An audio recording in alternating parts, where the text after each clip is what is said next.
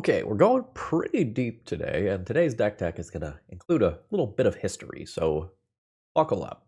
Or, skip the deck tech if you think it's too long. I'm not your boss.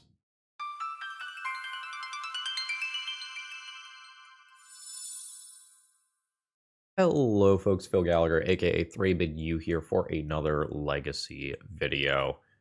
And this is sort of a spiritual successor to a video from last week. So, independently of another donation that I had received, Edison asked me to update this very, very old deck list. And then I received a donation for something very similar to an updated version of this from someone in the Lands Discord when I started poking around looking for some information to help me update this deck. So this deck is, I don't know, like a decade old at this point. This is a pre-Deathrite Shaman Jund, smallpox lands deck, like a Jund Depths deck. And I was asked, how do we update this for modern times? And there's a couple of problems here. Number one, in our previous league, we learned that playing 8 Life from the Loams meant that we were just too redundant. That's not the best way to say that. We were too reliant on the graveyard, and the bonus entombs weren't actually doing all of that much in many cases. Number two, we learned that relying on a single win condition was just simply not going to be doing it. Especially if we were planning on getting that win condition back from the graveyard repeatedly. Number three, we learned that trying to play a game of current Legacy in our metagame that is roughly 50% combo without frequently interacting with our opponent is probably not going to cut it. So at the time, eons ago, and there's an article on SCG that covers this specific build, this was meant to be an inevitability deck list. You kill your opponent eventually. This is one of those decks that wants to play a 20-turn game of Magic by attacking with things like Nether Spirit, by destroying lands repeatedly with Smallpox and Wasteland, loaming things back, and winning eventually. But now we live in a metagame where people are ready for this sort of stuff. Graveyard hate is abundant because Blue-Black Reanimator is so popular.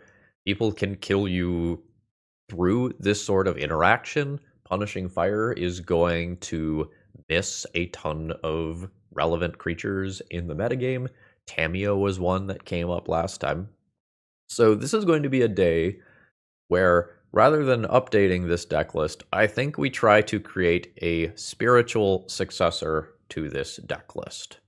So I am going to try to capture the spirit of this deck list rather than the individual cards of this deck list, because we're going to get really, really far away from the cards that are in this deck. So the thing that I want to capture is, how do I create an Entomb Lands deck that has good inevitability as the game goes on, but can also interact with the opponent and win through some degree of graveyard hate? And this was a difficult challenge. This was kind of one of those times where I deleted a bunch of deck lists that I made, started over from scratch a couple of times, and ended up very far away from the original deck list. But here's what I came up with. So let's start by addressing the problems one at a time. So problem one, I need to be interacting with my opponent or I am surely going to die.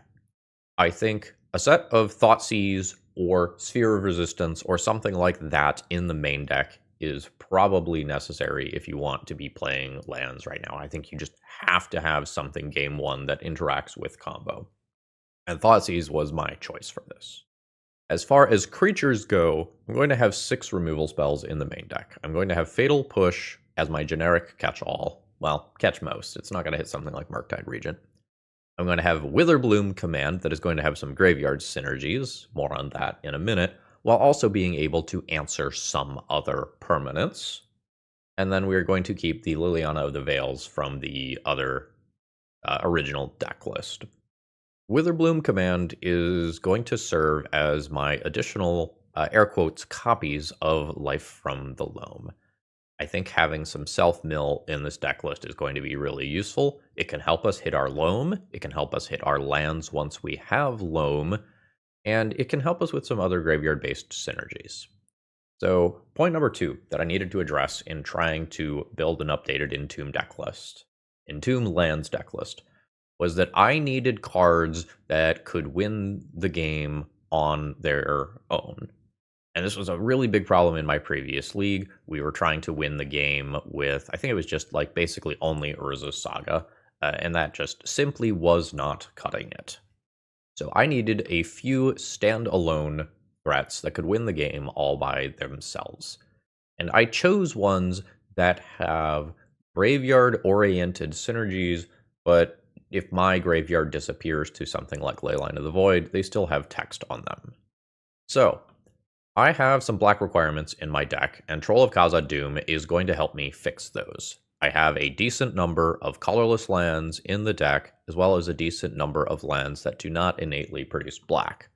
While Urborg helps with that, the Troll should get me the rest of the way there.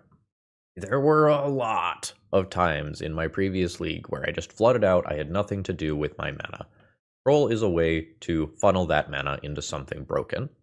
And if I get a little bit lucky, I can cycle a Troll on turn 1 and then miracle a Metamorphosis Fanatic at some point in the not too distant future, and that will go and give me an actually busted start. If something goes wrong and I can't really use my graveyard, paying 6 mana for a 4/4 or paying 6 mana for a 6/5 is not the end of the world in my Mox Diamond deck that has, roughly 30 mana sources in it. So next up, let's go to these Entombs. So the Entombs originally were intended to get Life from the Loam and then land-based silver bullets. I am going away from some of the land-based silver bullets. I don't think crop rotation makes sense in this deck anymore. I think we just need too many slots for interaction. I cut, I think, 2 or 3 mana sources from the deck as it was originally submitted, and Troll is kind of doing some of the lifting there. I have added in Formless Genesis as an Entomb silver bullet. So this is an entombable win condition.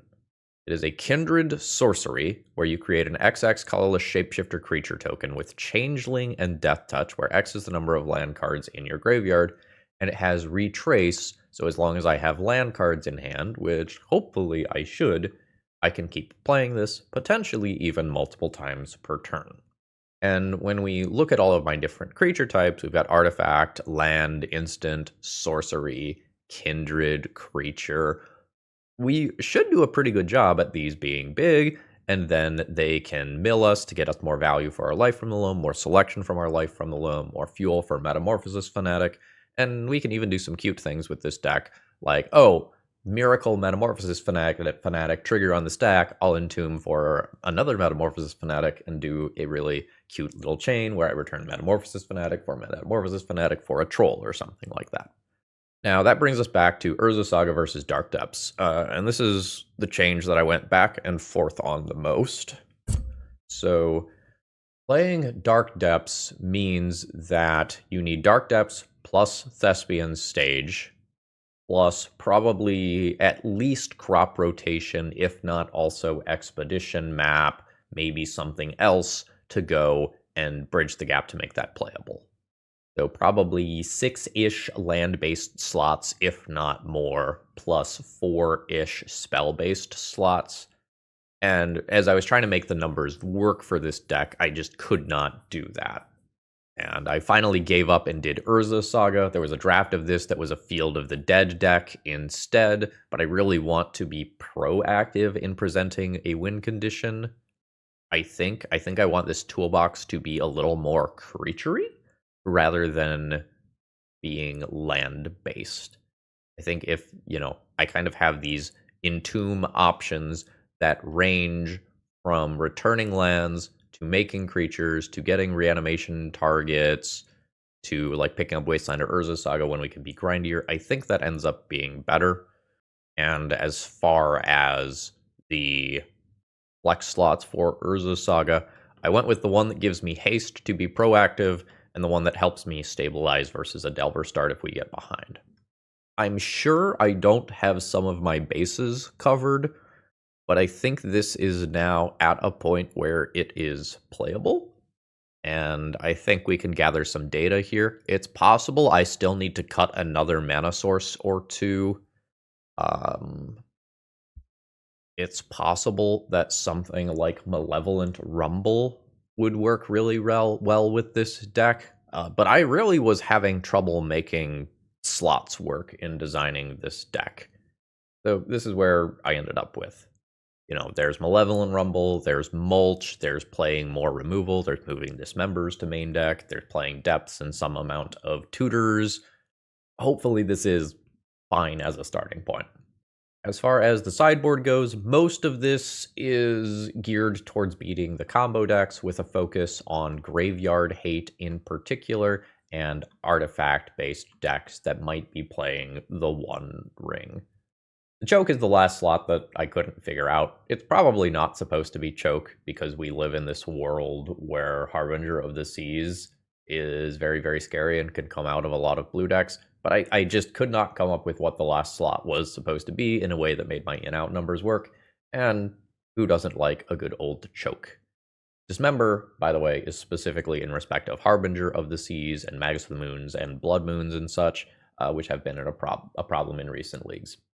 Alright, so that was a gargantuan deck tech. Let's go ahead and get into the matches here. Folks, if you need any cards for this or another Legacy deck, please consider checking out my sponsor, TOAMagic.com. Tales of Adventure is an awesome store.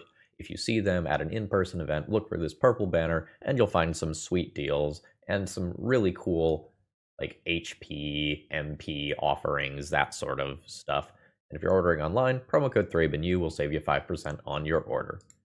Ooh, let's battle. Bill from the future here. This is a great league. A lot of the matches are really cool, even the ones that I lose. My recommended round, though, is round 5 versus Joey MTG. Things get weird. It is a long match, but it's very good. Enjoy the show. I agonized for a long time before starting to record this video because, I was so worried about trying to make the numbers work here. But man, this opening hand looks really good. I'm very happy with how this looks. All right, so we've got a Valk into Ponder. There's some Grixis Delver and some Rug Delver running around in the format right now. It wouldn't be crazy to run into Sneak and Show here. My opponent shuffled off their Ponder. I think I'm going to Wasteland my opponent here and restart the game. If this is Sneak and Show, this is probably a pretty important move. If this is Delver, it's unclear whether or not that is better than just making my land drop and casting Thoughtseize and just getting to the point where I can play around days earlier. There is another Volcanic Island. We don't instantly win the game, but our opponent does not have a follow-up play immediately, which is great for us. Cool. Is this basic Swamp? Unsure. I think it can be basic Swamp. Now, show me what's going on over there, or cast your Brainstorm. There's the Brainstorm.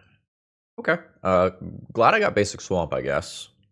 So, I'm not sure that I care about the blue stuff. I'm not sure that I care about the Lightning Bolt. I think I'm going to take Daze here and not give my opponent a reasonable tempo play that does not cost them 2 cards. Sometimes this Force of Will just now gets stuck in their hand. There's Flooded Strand. Alright, there's Brainstorm immediately. So now there's this weird sub-game of, does my opponent now have a blue card for Force of Will? I don't care if my Boseiju gets Wastelanded. I just have another? Or sorry, not Waste. Well, yes, Wastelanded. Completing my thought, I don't care if Life from the Loam gets countered and then Wasteland gets active afterwards. That is not something that bothers me. So now, against my opponent's tempo deck, I have Fatal Push to remove a creature. I can start going after my opponent's lands. And I have my inevitability. I have my win condition. I can just keep loaming in the mid-game very, very easily here. Opponent likes their draw. I am scared of Murktide Regent specifically that Fatal Push does not answer. Oh. Yep. You can fix this problem by going into a third color and going into white. But I wanted the tighter mana base and a large number of swamps. Am I dredging towards Maze of Ith? Or is there a better out than that to play towards? I can draw Lily. I can draw Goyf. I can Miracle Fanatic. I can have 3 looks at a 2 of, or 1 look at all of these plus mazes. Take the multiple looks. Alright, the multiple draws towards specific things. I don't really want to show my opponent the fact that I have Troll, but I believe it's correct to start trying to set that up with something like a Surveil Land. Yeah. So let's start looking for a Metamorphosis Fanatic or a Lily or whatever. I'll be passing the turn here. I do not have a lot of time. In case you're wondering, the green in the deck is probably for questing druid / seek the beast. That is what's popular right now. Keep taking regular draws. That's not going to do it. I'm at the point where I want to nurturing peatland draw. There's also like wastelanding my opponent's wasteland so Maze of Ith can become live. Yeah. Put a wasteland into play. Okay, that lightning bolt was still around, which means that I am dead immediately. Let's take 1 draw to see what would have been if I cycled the peatland. I pick up a troll. No bueno. The Assassin's Trophy is something that can answer Murktide Regent. Dismember can answer other early game creatures. I will think about Pithing Needle and Soul Guide Lantern. I don't think I want Leyline or Choke. Interacting with my opponent's hand is not super meaningful here. That gets me 4 removal spells for creatures. Attacking with haste is not as important as shutting off Wasteland so that Maze of Ith is live versus Murktide Regent. And then we think about Soul Guide Lantern. Do I actually want that to clear out the graveyard? Or is that not worth a slot? I'm going to say it's not worth a slot here specifically. So I have the ability to destroy a couple of lands. I have the ability to repeatedly create large tokens. I can kill a small creature. This is fine. Probably starts the game on a Surveil Land. Bobble? I don't care if my opponent cycles this stuff. If a DRC on turn 1, for example, were to get outside of Witherbloom command range, that would be a little bit annoying. Other Bobble is fine. Opponent doesn't really have a need to crack that one immediately, I don't think. I will Surveil. I don't think I need that Bayou. Now my opponent can take a look at my actual top card. Good timing on their end. They'll take 2 redraws. Given the number of lands that I have, I probably just Wasteland here. No end of turn Brainstorm or anything. We'll take out this Volk now. Now we get a Brainstorm. Alright. So, stack is cleared. Nice, I can take that out as well. Oh, fuck. That's so bad for me. Okay. So this is why we do want to be able to present things that can win the game. Because shit like Price of Progress, Blood Moon, Magus of the Moon, Harbinger of the Seas exists. I can try to play... yeah, no, that's fine. I can still return it to hand. So they just can't enter the battlefield. Yeah, we're good with this. So I can get basic land. Do I just cast something like a Witherbloom command now to just draw a card? I don't think I need to do that. I don't think I need to Boseiju that cage. Yeah, let's just make a land drop and pass the turn. And if I get Wastelanded in the next turn cycle, like if Wasteland fires off on Underground Mortuary, I think I will just Witherbloom command at that point, but I don't think I need to pull the trigger immediately. I also don't know whether or not my opponent even has a follow-up blue or red land. Ooh, it seems like they don't. I'm just going to take the draw here, make it less likely that my opponent decides to snap off Wasteland. So, basic forest, basic swamp. I think I cast Formless Genesis, and if my opponent has a Force of Will, it hits that rather than the Goyf. It can't be Daze. And now I'm feeling that inevitability that I was building towards, because I can just remove Grafdigger's Cage and start recasting Formless Genesis. Ah, rats. So when my opponent produces another blue source, I would like to Witherbloom, Command, and Wasteland it. I want my opponent to not get to blue-blue. Murktide Regent is scary, whereas I don't think something like DRC is currently scary if I'm threatening this. Ooh. I think the Witherbloom command is still fine. So let's get a land, destroy a Grafdigger's Cage. Grafdigger's Cage, bam, and bam. Seeking the Beast. Okay. My opponent has Force of Will. That is fine. So I'm currently sitting here thinking about Life from the Loam and Wasteland and, like, Boseiju for Cage. I think I just play Boseiju. So it's Delver, Tarn in exile from Seek the Beast. Daze was pitched to Force of Negation. That seems to me like this is fine. So we'll go Wasteland, Wasteland, Bayou. Alright, fantastic. So opponent does not have green mana showing to put this into play. They can put a Delver into play, and I have a hell of a counter offer for a Delver. Now they have the green mana for this. So this could just be Beast into Delver. Signs are pointing to the fact that that's like, ooh, sure. So that is just in respect of my Wasteland. I absolutely understand that. I do not need to dredge Life from the Loam. We're good as far as resources are concerned.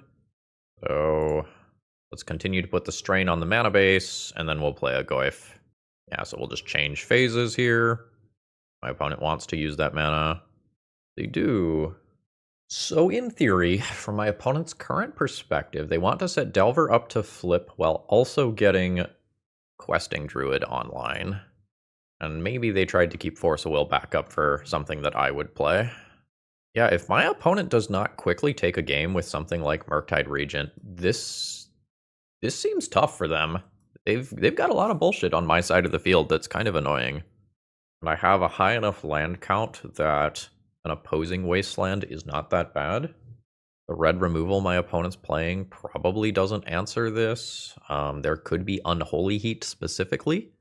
Hey, there we go. That's what my opponent needed. Sure, that's fine. This is not that big of a deal. I think I am likely cycling this Troll rather than holding it. I think my mana is going to get tied up in Urza's Saga and such over the next couple of turns. I think this is fine to just do. I have to keep in mind that Price of Progress is a thing that exists. Opponent draws their card for Bobble. I'm going to take a natural draw. Oseiju's kind of whatever. I think I Assassin's Trophy without making a land drop to see whether or not this resolves. And then that helps me decide whether I'm into Wasteland or Urza's Saga as my play. It does not resolve. Fantastic. Okay, so this is why I waited. Because if this resolves, I can Wasteland my opponent. And if it doesn't resolve, I probably need to play Urza's Saga so that I can work towards lifelink. Alright, got it. Ooh, that's one of the worst things that can happen to me here. Now there's 2 threats, so now top decking something like a Liliana or a Maze of Ith is worse. That's not great. So very close here. Make Urza's Saga token. Make Urza's Saga token. And equip. I think I need to take my opponent off of burn as a draw. Let's do that.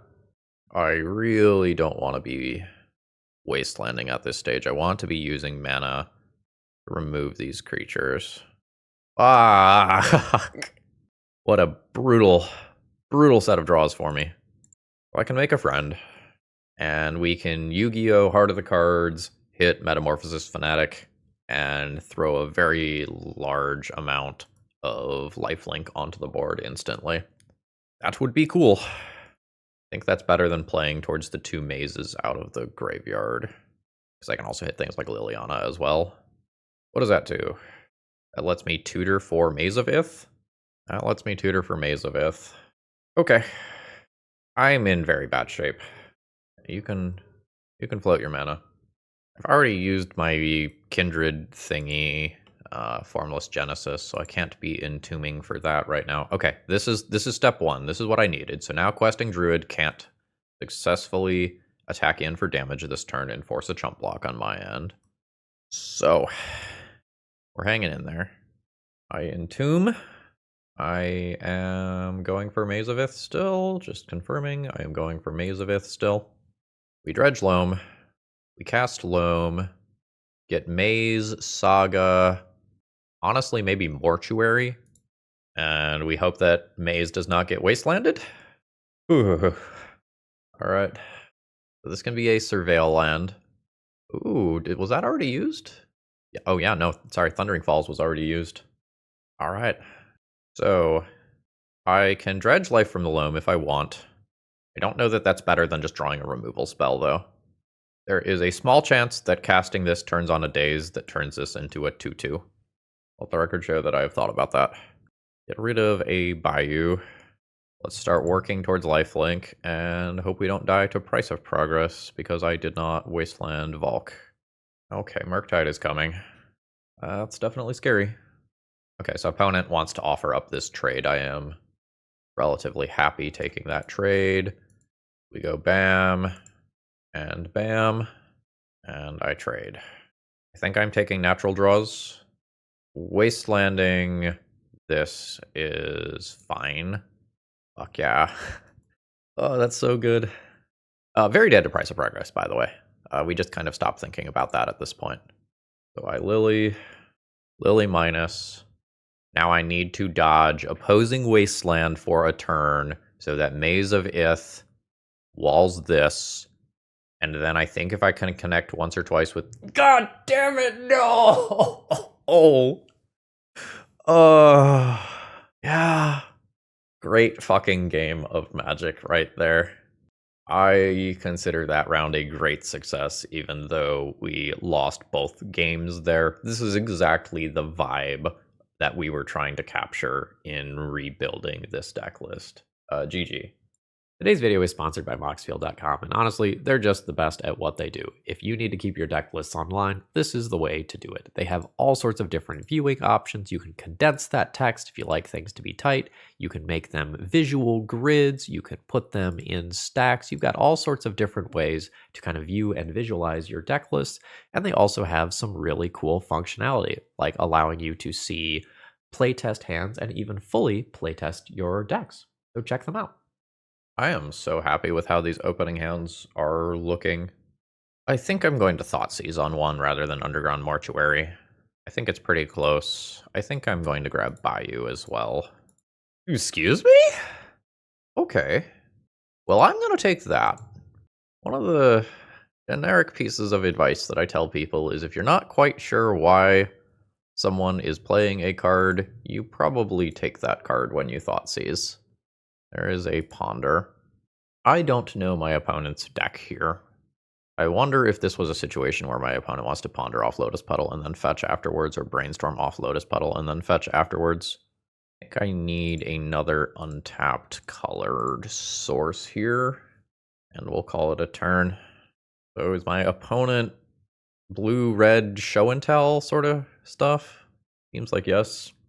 I would like to draw towards Liliana of the Veil. Oh no, that's not Liliana of the Veil. Oh god. Dead? So my opponent gets Force of Will backing up Atraxa, and then the ability to sneak attack Emrakul as well? Rough.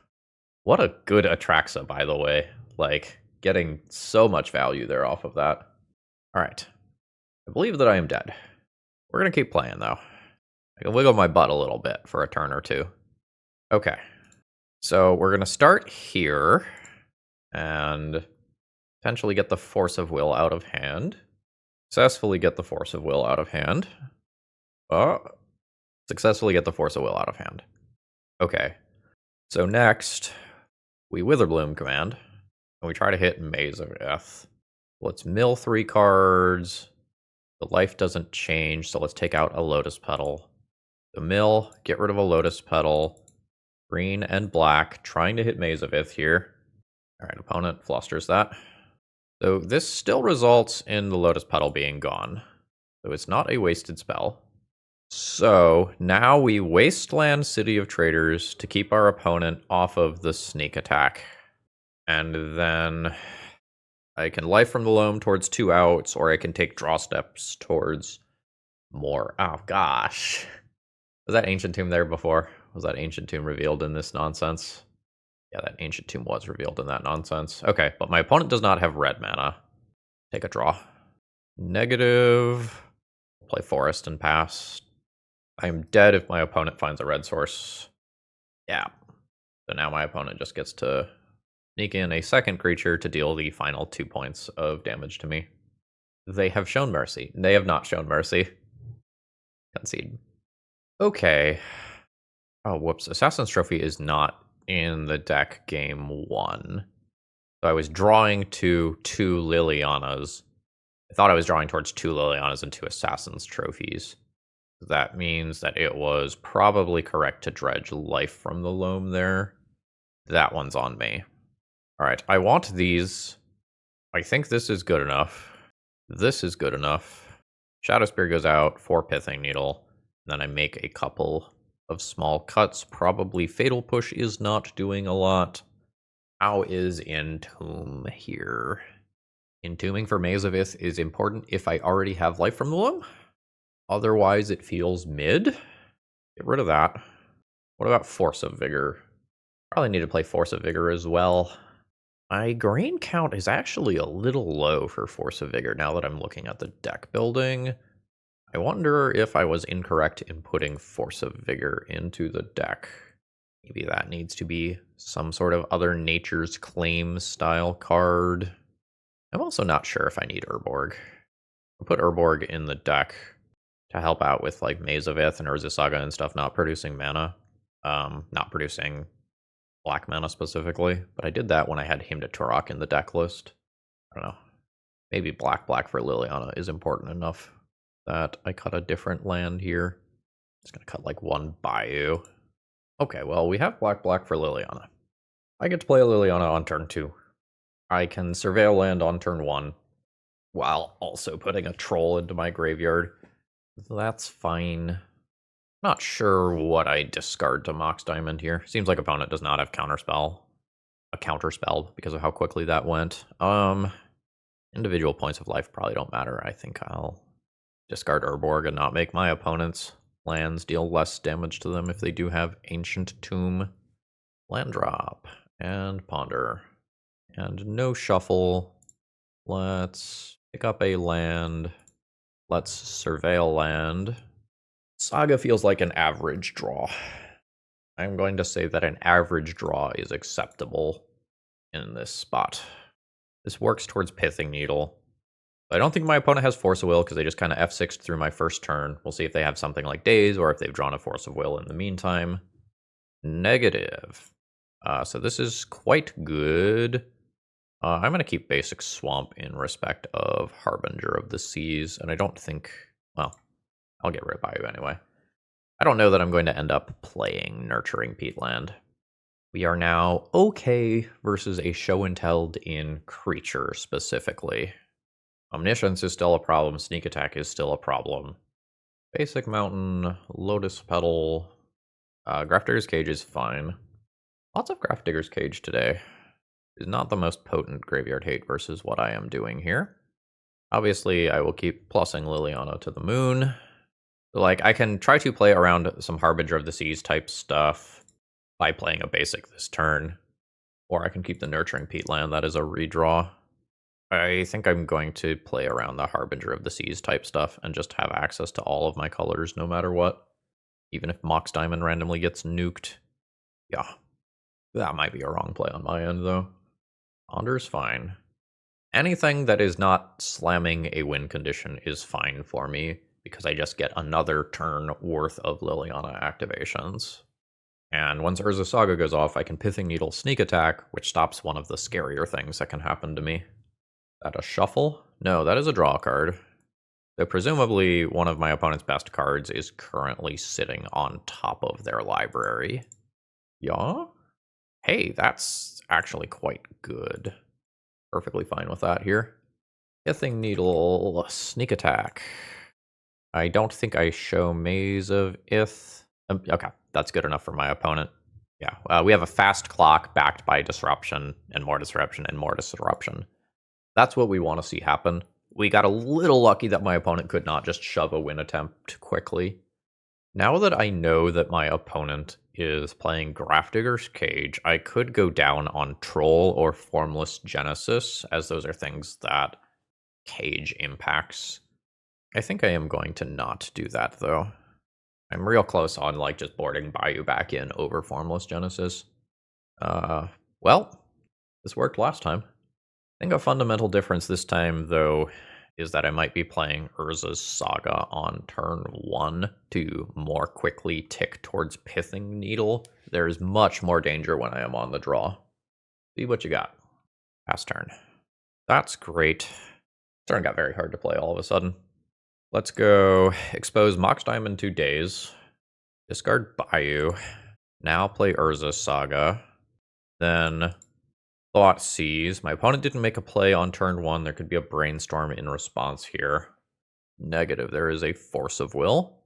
So I can Liliana on my next turn. And I can do so in a way that starts to play around Harbinger of the Seas. Fuck. That's bad. Okay. That's beatable. I'll discard Bayou. So I can either Surveil land here, or I can have double basic. I think I'm going to choose double basic. Mox Diamond. I don't think I utilize that because my opponent could be playing cards like Meltdown. We'll grab Forest and Swamp here. Okay, cool. The opponent sacrifices Archon. I get to shut off Sneak Attack as of next turn. Wasteland is a great thing to be drawing towards here. Witherbloom Command. I don't think that's better than making an Urza's Saga token this turn. We will go Bam. Shut off Sneak Attack. Plus with Lily. Discard the Mox Diamond we don't intend on using. Ooh. Feel smart. Made the wrong call about which one of these it was going to be. But I have actively played around that, so my spells are castable for the remainder of the game. Don't do it. What if we didn't do it, though? Oh, that's fine. Liliana just deals with that eventually. I want to keep this Liliana alive. Let's Witherbloom Command. Let's get a land and drain our opponent. Yeah. Saga doesn't do anything under Moon. I could just minus now. I think I'm going to pick up Saga and just not play it. Just Lily plus, discard the Force of Vigor, chill for a turn, then remove Magus of the Moon. Meltdown here would be devastating. Meltdown would clear these 3 cards while dealing significant damage to Liliana and invalidating Urza Saga. Okay. Wow. Let's junk that. Go to combat. Send in. I also don't think it is crazy to just Liliana plus there and never give my opponent the opportunity to have the Exacxes of, like, Show and Tell plus creature. Land drop. Alright, there is a Sneak Attack. That is currently Pithing Needle. That is not a problem as of right now. Ooh, holy hell, that's big. 1, 2, 3, 4, 5. I think that is ultimately worse than just doing Urza's Saga stuff. I am going to Lily plus. A little weird to do that because it just gives my opponent, air quotes, value. But then I immediately have an answer for a Show and Tell, and I can just cast this from graveyard as of right now. Okay, so opponent now dies to the construct tokens, and we put a match win on the board. GG's. Even if we lose, this deck is sweet. Okay, Blood Moons are on the table on the other side of the battlefield here. I am absolutely into wastelanding my opponent immediately. I also think that I play out Mox Diamond now so that Chalice on... I don't think my opponent would Chalice on 0 after seeing Wasteland Cold. I'm going to take that back. No way. No fucking way. You want a London Mulligan speech? Because this is how you get a London Mulligan speech. I'm going to get Swamp here, Mox Diamond here. It doesn't matter what land I discard. Life from the Loam with 3 targets. That being said, it's possible my opponent has specifically City of Traders in hand and is trying to wait until they draw a Spirit Guide or a Lotus Petal or a Mox or whatever to do something meaningful. I don't need any lands. Got some anyway. Let's go Lily here. We'll do this off the other basic. Lily's honestly kind of mid. The problem being that my opponent's deck could have any number of haste creatures, or air quotes haste creatures, such as Goblin Ravelmaster that can immediately pressure Lily, with Broadside being something that could just obliterate Lily in a single turn cycle. That's a basic. That gets to stick around. Yuri. Opponent chunked a Broadside, though. We get something meaningful for our trouble. I think I just take natural draws here. That's not bad. Mox Diamond, discard a land, it doesn't matter what. I'm going to get it back immediately. Yeah, I'm going to drop Urza's Saga now. It's worse versus the Blood Moon effects, but better versus random. Sorry, I think I said that wrong. So this is worse versus random Blood Moon effects, but I think it is important to start trying to win the game. I think that is more important than getting Maze of Ith going or whatever. From here, we're not super interested in dredging Life from the Loam. It is possible that I will end up doing it, but I am not the most interested in that. We still have a 3/3 Urza Saga token that can wall this Goblin Shaman. My opponent could Blood Moon this turn, and it could be very potent. If Blood Moon happens, we start working towards hard casting 6-drops, and we're not very far away from that. Alright, they need the mana. So, yeah. I'll take the block. It is not a soul land, but this is 3 mana. Okay, there is the moon. So I have a 3/3 in play. We don't care about dredging Life from the Loam. Like, we could dredge towards Boseiju specifically. I think it's better to just draw towards 6-drops. Oh, fuck. Missed a point of damage there, obviously. Mox Diamond. That's on me. 3rd land. Ooh, no play. That's actually scary, because that means that my opponent has scary 4-drops in hand. Yeah. So I will cast that. Now, we don't have any friends in the graveyard this game. My shame is revealed. Yeah. I will make a land drop. Send in for 4. We potentially have to worry about, like, Barrowgoyf and the One Ring coming down here. Broadside under. Yep, okay, so my read on the situation was correct. My opponent gets a Fog for a turn and hits another land drop. I think I'm taking natural draws here. My opponent successfully fogs for this turn, and we'll see if the One Ring draws them out of this. The 1 point of damage that I missed might be relevant. I have exactly 8 power on board. I don't think it's going to be relevant. Yeah, this is bad. So, if you haven't seen this interaction before, it's very cool. So, my opponent can now copy Barrowgoyf, and then we'll get 2 Barrowgoyf triggers. Take a draw. Fatal Push is great. Gonna fire on in for 4. Alright. I now have Revolt. I think it is correct to just take out the Reflection. If my opponent just passes the turn here, and, like, does not target Barrowgoyf, they end up in a very, very good position. Like, I can try to get greedier. I think this is fine. This keeps this other Barrowgoyf from hitting me on the following turn cycle. I'll pass the turn. Now, this is where we would like to draw another Metamorphosis Fanatic. Opponent's at 7, and can draw a bunch of cards. It is possible that I just die this turn. Broadside is real bad. Yeah. This is 8 plus 6, which is lethal. We end up a little short there after a very solid start. So I would like additional removal spells. Pithing Needle for the One Ring is great. Collector Oof for the One Ring is something that I can think about. I think it's too fragile. I think I would play Null Rod, but I don't play Collector Oof because of, like, Fury and Broadside and whatnot. I don't think I'm going to end up doing Force of Vigor.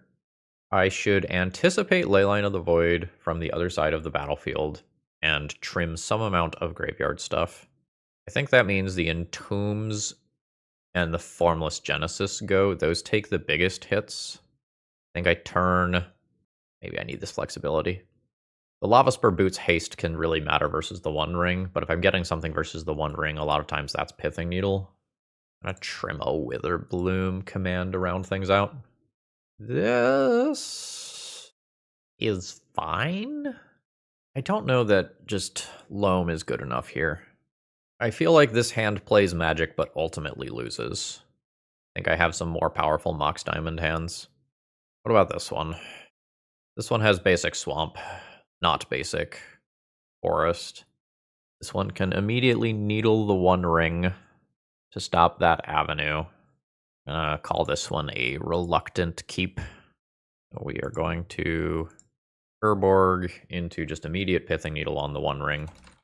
That is the card that I just simply cannot beat as the game goes along. There are other targets in the deck. You know, you've got the backside of Fable of the Mirror Breaker, you have Broadside. There are other targets, and I potentially could get paid out for waiting, but I don't think cycling the Troll immediately does me any good unless my top card is specifically a Metamorphosis Fanatic.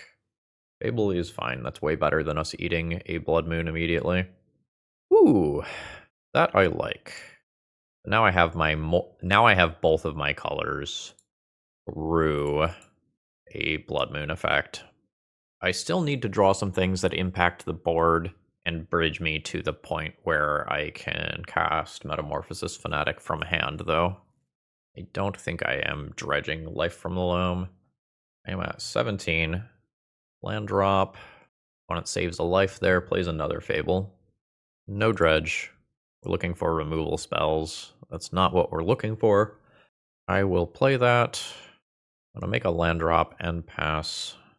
Yeah, in the Blood Moon matchups, not being able to dredge towards Urza's Saga as a reliable win condition makes my Loams worse. I don't know that I have enough things to board those out as well, though. Might just get overrun by these initial creatures if I don't draw some sort of Fatal Push style card. I'm at 13 already, facing at least 6 power next turn. Ooh. 3 of a kind. Real good here. So let's cycle this. I need to play towards Metamorphosis Fanatic. This gets me the basic. This gets me a Surveil land. Good enough. Probably better than the average draw. Don't dredge. Drop this. I am probably dead to some number of things here. For example, if my opponent draws a Broadside, that can make it so that whatever I block does not actually take combat damage. They just fling whatever I block, and then I don't gain anything with lifelink. There are also just very real problems with opponent waiting until the end of my turn and doing Reflection of Kiki-Jiki, copying Reflection of Kiki-Jiki a handful of times, and just going wide of my lifelinker. So we've got issues. 3, 4... Fiery Confluence. I haven't done the math, but I'm probably dead. Are you just gonna absolute fucking baller me and Fiery Confluence my face again? Yes. Well, that was a little rough. GG's. Okay, we have a reasonable looking opening hand here. I have the opportunity to either start this game on 2 basics or to Surveil on turn 1. And we'll just kind of get the vibe from what we see on the other side of the battlefield. Polluted Delta is pretty ambiguous. I'm going to go with Surveil Land. Surveil Land just has a lot of value with Witherbloom Command around right now. And this as a creature that I want to work towards. Don't really want to be drawing another land there. I think I'm going to hold Witherbloom Command for a turn cycle and just use this turn cycle to double Swamp Cycle. It is possible that Witherbloom Command ends up having a permanent to remove. I don't yet know whether we're playing against like a Tempo deck, a Reanimator deck. There's plenty of options beyond that. Undercity Sewers, the One Ring. Some sort of like artifact combo deck? Question mark? My line certainly doesn't change here. Sure. That seems like very strange brainstorm timing to me. I'm not sure why my opponent is responding here. Ooh, we are relatively light on fetchables after I do this, since I have a bunch of lands already in hand and have surveilled one. It's not the land that I want to draw here. I kind of want to try to spike Wasteland or Urza Saga. Specifically Wasteland. Wastelanding this under City Sewers is probably very good. But it's very bad if I miss. So I am going to play a dude. We'll see if it gets dazed or whatever. Still a little unsure what my opponent is doing. It might be some weird nonsense like a show and tell reanimator deck. I think I want to try to put pressure on their life total. So they get to redeploy the Undercity Sewers, which costs a turn worth of tempo, which could be pretty big if they are playing something like show and tell. They like their card. Probably bad for me. It'll push, really not what I'm looking for. So we're going to mill and drain. That's good enough for Force of Will. Pitching Phyrexian Metamorph. Are we just copying like One Rings and Coveted Jewels? Seems like that is the general vibe. Maybe Transmute Artifact gets involved. Okay. So I would not be surprised if this puts in something like Coveted Jewel. Yeah, okay. So now my opponent gets to draw 3 cards, and then they are going to start trying to copy this with things like Phyrexian Metamorph to get going. Yeah. So now we are going to see just a string of these, and each one is going to draw 3 cards and make 3 mana. I don't have a creature on board to try to steal these right now. Oh, you were on silent mode. That alarm wasn't supposed to go off, but okay. Grim Monolith. 6 mana. Now the One Ring starts to happen. So my opponent has a whopping 10 cards in hand. Presumably at some point there's like some keys that get involved that untap some of this stuff. Transmute Artifact. The Transmute Artifact can just turn a Coveted Jewel into a Coveted... Oh god. Paradox Engine. So now my opponent gets to untap all of their stuff forever. And this will surely kill me, and kill me quickly. I guess I'll wait to see what the win... No, I'm going to concede. I don't think it matters what the win condition is if they're popping off this hard. Yeah, I'm going to value my own time here. Like, it's very clear that I board in the Collector Oofs and Force of Vigors of the world, and that Pithing Needle is good. Don't think Choke is good. Assassin's Trophy is probably playable. We get rid of Fatal Push. I don't need Shadow Spear. These are the 2 things that I would like to search up. Loaming Wasteland is still good. Maze of Ith probably doesn't matter. It's just a land that I discard to Mox Diamond. In most cases. I don't think I'll touch the lands further than that, or we start getting into territory where Mox Diamond gets sketchy, and it becomes harder to hardcast something like Metamorphosis Fanatic as the game goes on. And then this game is likely to be short enough that I don't need Entomb as extra copies of Life from the Loam or a tutor for Formless Genesis. I think I'm going to keep Formless Genesis, though. Yeah, this is fine. I think I'm going to play an Urza's Saga on turn 1 to specifically work towards Pithing Needle ASAP. I would prefer not to dredge too many times, because I would like live draws towards things like Collector Oof. Junk that land. Try to punch a hole in what my opponent is doing with Thoughtseize. Oh. Yeah, I'll take a copy artifact here. I might just try to kill my opponent with Urza Saga tokens rather than going down the Wasteland rabbit hole here. There's Tarn. There's more Wasteland. I think I will play out a Wasteland to make it more awkward for my opponent to surveil land immediately. But I would prefer not to activate the Wasteland, if I am being perfectly honest. Oh man, opponent's going to call me on it. Oh no, they're going to get the basic. They are not calling me on it. They are just taking their marginal deck thinning. There's Ancient Tomb. There is a Monolith.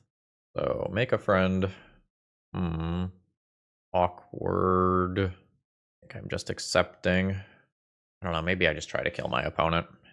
I can see that decision going either way. It's basically, do they have a 6-drop Coveted Jewel in hand right now? I think I'll still needle the One Ring. I don't think they have one right now, but it is still very, very good if it happens. I'll Wasteland my opponent off of Ancient Tomb. Hit in for 4, and then I can be further disruptive next turn. Opponent is on a 2-turn clock. They have 3, 4. This is 5 mana with another land drop that's 6 mana, which does get to Coveted Jewel. So like there is some risk in my line. We have shut off the like One Ring Paradox Engine side of the deck. Copy Artifact. This can enter as a construct token. My opponent needs to buy some time. Yeah, and they do. Let's Wasteland immediately. Get a feel for any nonsense before it happens. I think I just Thoughtseize instead of Life from the Loam this turn. Decrease the chance that there's something meaningful over there that somehow blows out my construct tokens in combat. Yeah, you can keep Leyline of the Void. I'll take that daze. Bash for 8. Opponent's at 5. Well, no, I probably can't put another artifact into play. That's actually a little tough. We go to a game 3. I don't really have much that I can change now that I know that my opponent has Life from the Loam. Or sorry, Leyline of the Void for my Life from the Loam. I could choke. I don't know how good that is. I think I'm just going to run it back. I would like to have a Collector Oof hand this time. This is a solid hand that is immediately dead to Leyline of the Void. No recourse. I think I mulligan this one. I might keep something similar on a lower count. I don't think that's fine here. This is okay. I'm worried about getting outsped. Like, I can play the turn 2 Goyf, it attacks on turn 3, it maybe returns a creature. Like, it can be looks at Collector Oof. I think the easiest way for me to win is just Collector Oof. I'm going to lean into that.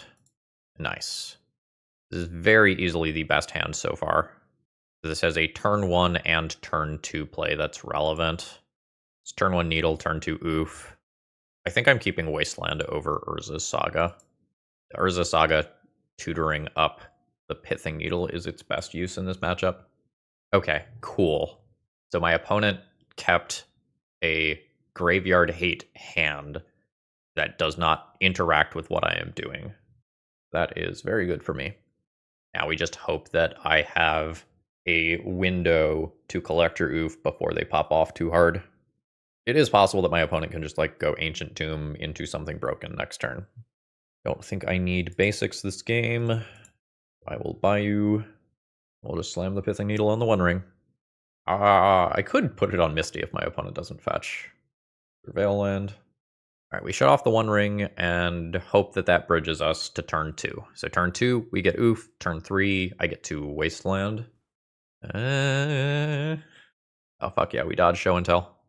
So, is there a timeline where I do not slam Collector Oof, and I Wasteland Undercity Sewers to better play around Days? Maybe. I think I'm gonna do that. My opponent is like very much not guaranteed to have another island, so I might be able to Wasteland off of this, them off of that, and then not have Days be relevant, but I might be giving my opponent another draw step towards Force of Will in doing so. Magic's hard. Got the Wasteland. Opponent's floating mana, which I'm not expecting them to use. There is an island. I do not successfully play around a Daze. My opponent Show and Tells. I think I put in Collector Oof over Troll. Metamorph. That's just going to Metamorph a Pithing Needle. That's fine. I will Swamp Cycle in response to just get a Bayou. Bayou or Mortuary? Mortuary. So you do what? You Pithing Needle Wasteland here? Yeah. I don't know. Maybe my Underground Mortuary is supposed to be Bayou. I'm not putting Urborg into play. Life from Loam's a dead draw. Do I want to Oof or do I want to play it around Days? I'm gonna play it. I think this is a very difficult decision. Because like the upside of it resolving is absolutely fucking massive. But the downside of it just getting dazed there when it is currently the way that I intend on not only stopping my opponent from winning, but like it is the way that I will pressure my opponent. Losing both of those at the same time is really rough. Not looking to draw extra lands right now. Wasteland, in theory, is my best land to draw. Oh? Dismember? I get, like, Omega punished for playing Urborg if this is Dismember. Because otherwise that costs my opponent much, much more life. Alright, this is getting scary now. Troll's not great here. Last turn. I have interaction in the form of Boseiju, it's just not very good. Neither one of us is firing on all cylinders right now. Saga is arguably better than Nurturing Peatland redraw. I just try to clock my opponent. Sure. Opponent gets to surveil. They have more colors in here. Presumably for some sideboard card. More brainstorm. At this point, we're kind of counting on the fail rate of my opponent's deck. Like, they've cast a couple of cantrips and, like, maybe have just found cards that aren't good, or have found too much mana, or have found more Leyline of the Voids or something. Monolith. I feel like we are getting away with murder. That is a card. I cannot play it and Urza's Saga at the same time. I think I am just going to hold up both Seiju and Urza's Saga activation. It's possible that I should Nurturing Peatland draw on my own turn in an attempt to hit a Collector Oof. So this is fine. My opponent has plenty of mana here, so I don't disrupt by Boseijuing immediately. Oh, shit. Double Leyline. I can't Boseiju both to stop this. Fuck. Uh-oh. I need more mana. With more mana, I can take out both Leylines. That was not something I was playing towards beating. Is it correct for me to play towards beating Helm earlier in the game by junking Boseiju? I don't know that it is, because then I get worse at, like, copy artifact on jewels and stuff. I can't just, like, get rid of a jewel with a copy artifact on the stack. Ugh. Okay, I think this is a keep. I would like one more mana source. I kind of have one more mana source. We can smooth things out a lot if we draw another mana source. I might not need it. It can just get a little weird. All right, second main phase hipster. Let's go. Thoughtseize is weird here. My opponent is Reanimator. Then they can take this and reanimate my troll.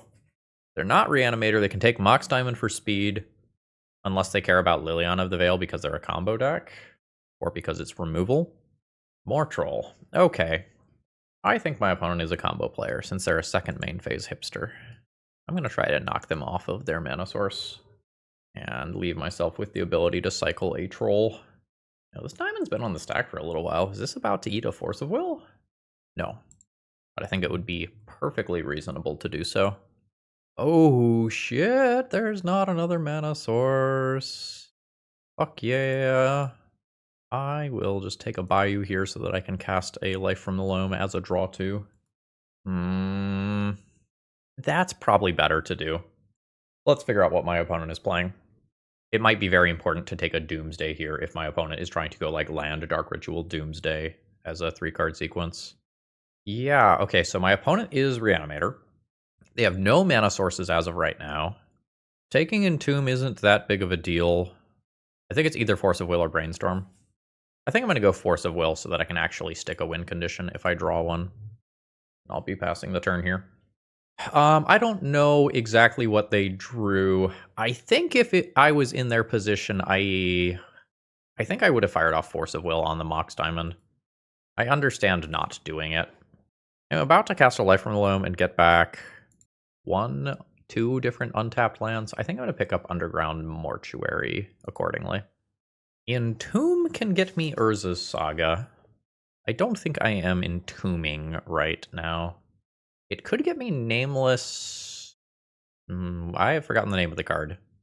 The green retrace thingy. It could get me that. Urborg can go to Yard. Life from the Loam. 3 targets, I think.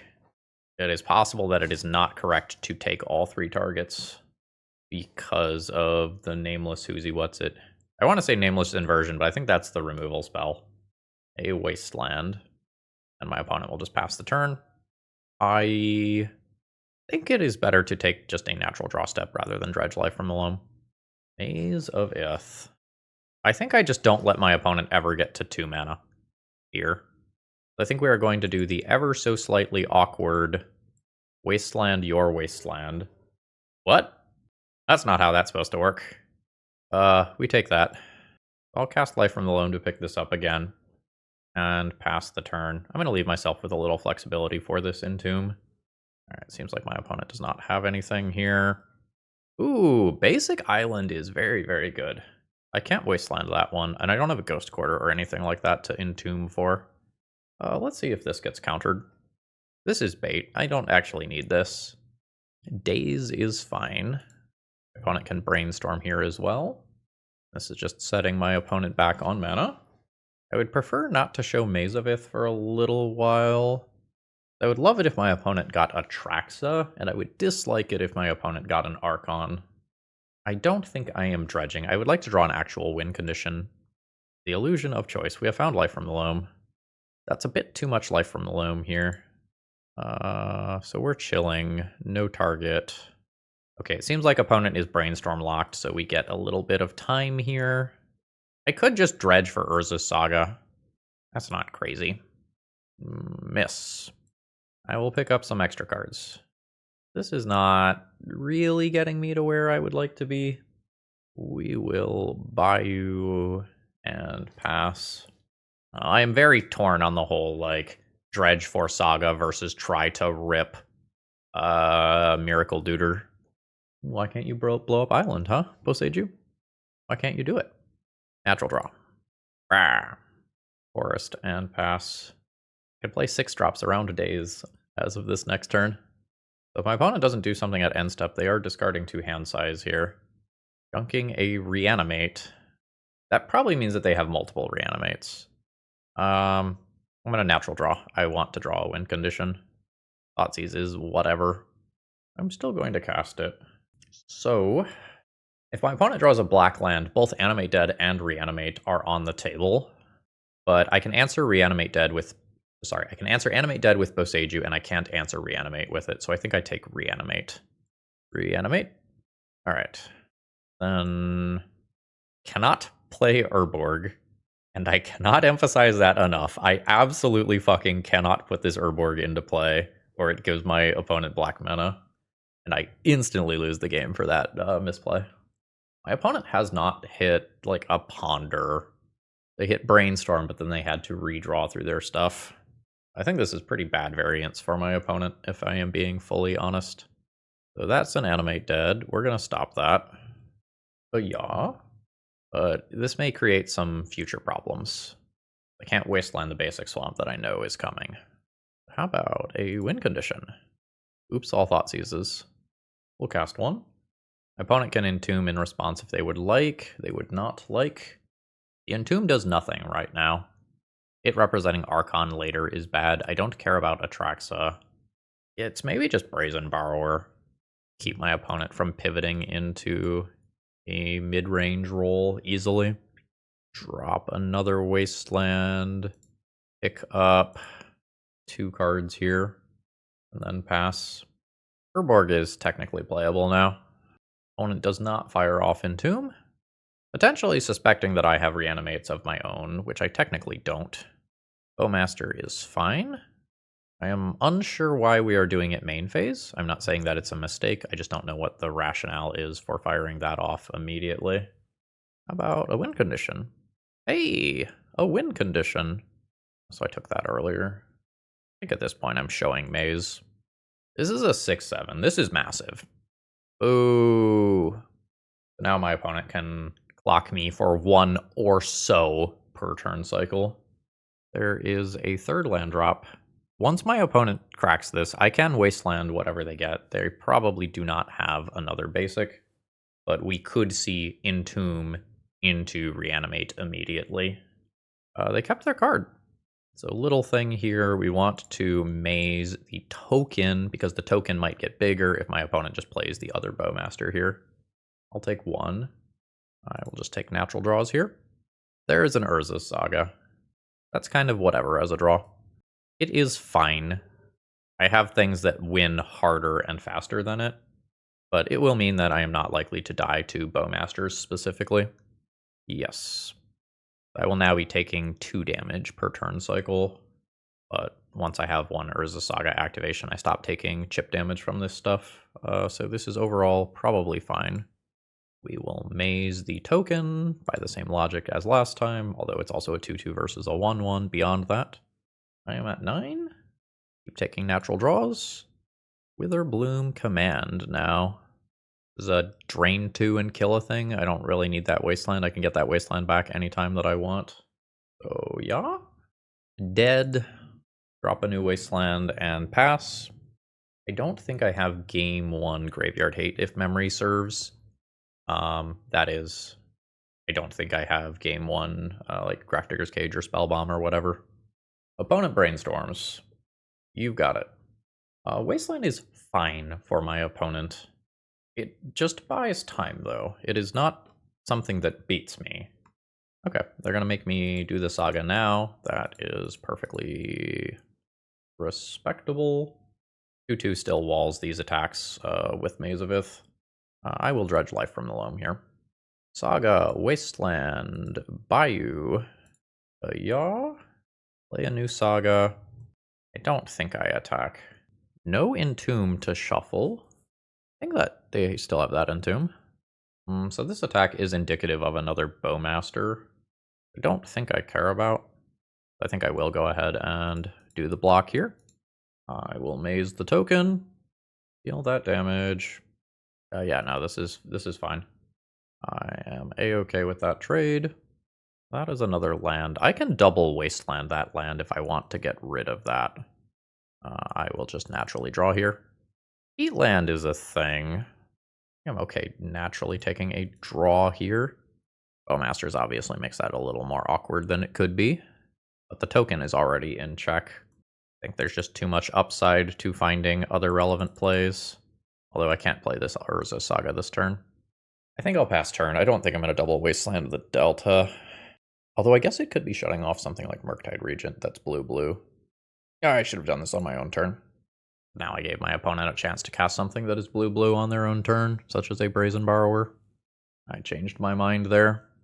Did not get punished for it, but I very objectively should have done it on my own turn. Send in with the token. Maze the token. This is going to end up being a very long game 1. I think partially because my opponent just drew badly. Construct token. I think I'll take a natural draw with Life from the Loam. That's not bad. So let's make a friend.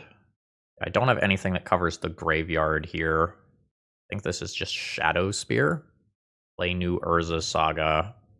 And that's enough for my opponent to concede. Feels like I got lucky. Like, my opponent bottomed out for a very long time. And I did not have something like Bojuka Bog to take out their graveyard. If they ever did Entomb, which they did not. I could have Life from the Loam towards Urza Saga earlier in an attempt to make this game not last forever, but it really did feel like just drawing a Metamorphosis Fanatic, a Goyf, a Lily would have been better. Even Entomb for Formless Genesis probably could have worked out fine. I like Leyline.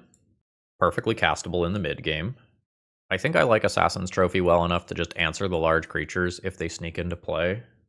I like Soul Guide Lantern. I think Choke and Dismember fall into a clear tier 2 of cards that I would consider playing. The Dismembers may or may not kill some of the things that I want them to kill. I think I don't Thoughtseize. I could also just not troll. Like, I can cut my own trolls so that I'm not putting too many things in graveyard that my opponent can just reanimate. And what does it look like if I do something like this? I would play one more of these. Yes. No to Dismember? Keep a couple 4/4 lifelinkers. So if I do things this way, it means that I need to be dredging more aggressively with Life from the Loam because I am primarily planning on winning with Urza Saga now. I think a Leyline hand is very valuable. Oh, I don't know that I can throw back a double Maze of Ith hand with Life from the Loam. I think I'm just keeping that. Win eventually. It is a ponder. I am very likely to just wasteland this land as of right now, especially with Life from the Loam coming. The bigger question is whether or not I Mox on turn 1 or not, because the Mox could be Thoughtseized and such in theory. Oh, Saga's great. So now I kind of have everything that I need here. I think I'm into Mox Diamond. I don't want it Thoughtseized. I don't want it, I don't know, consigned to memory or whatever. Get rid of Bayou. The sooner I get Saga ticking up, the sooner I can bust out Graveyard Hate, which is kind of a big deal. Alright, so opponent just preemptively gets a basic. Entomb is interesting. I think I'm going to get Saga ticking up. Entomb doesn't do anything cute right now. I'm just going to pick up some land. Brainstorm. A Force of Negation would be quite good. Loam Resolving? Loam Resolving. I made my land drop, I'll pass the turn.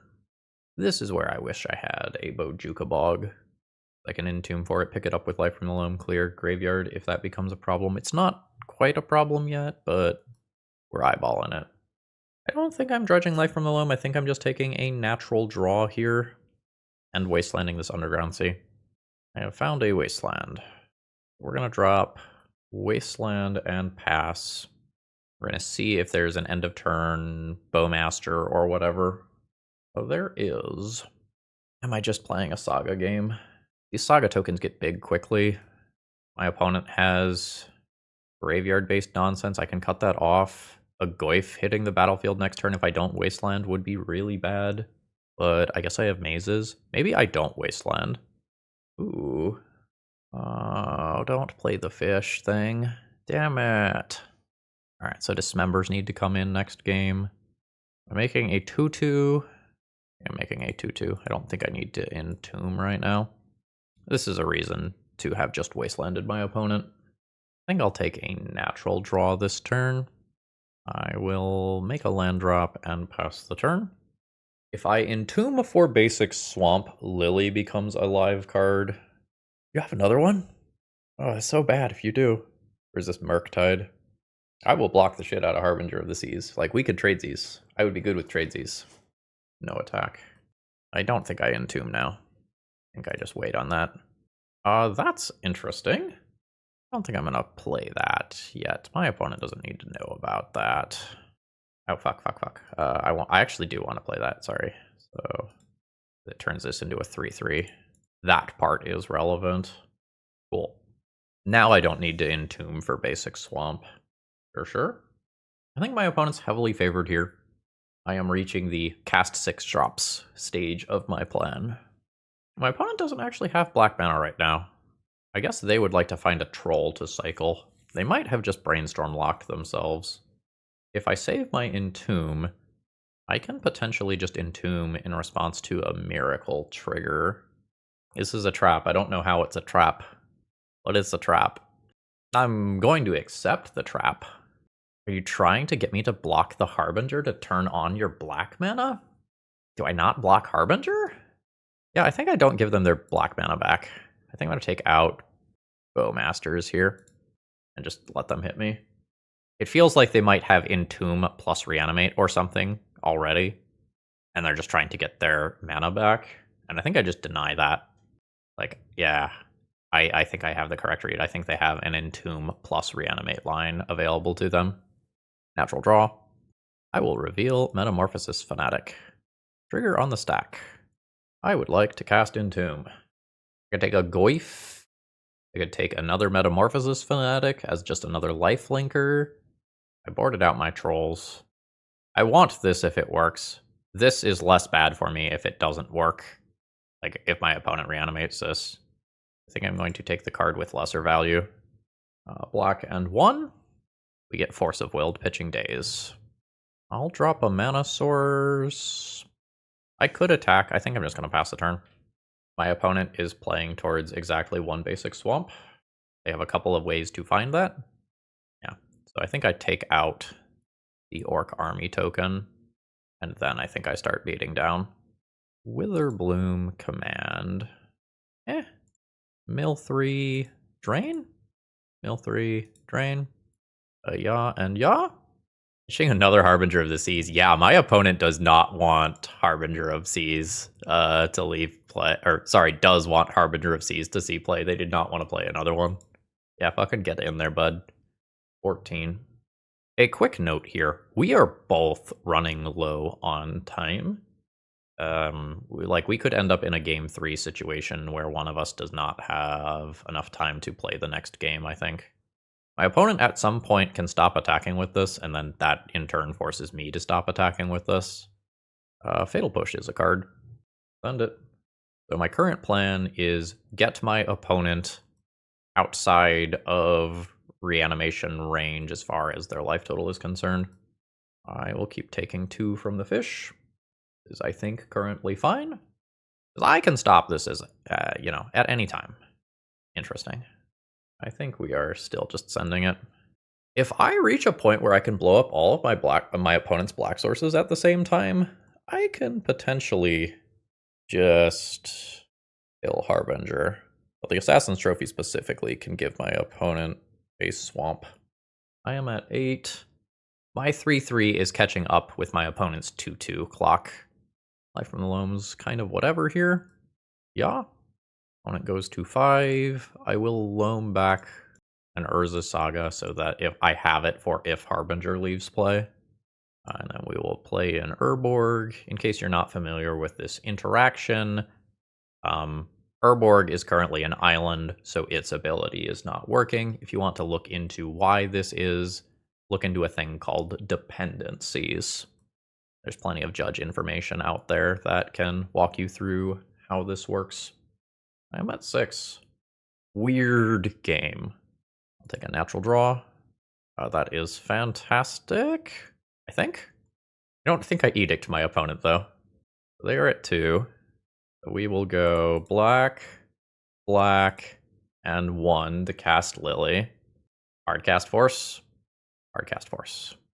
So on my next turn, my opponent has to hold back Harbinger of the Seas. And then things start getting a little more interesting.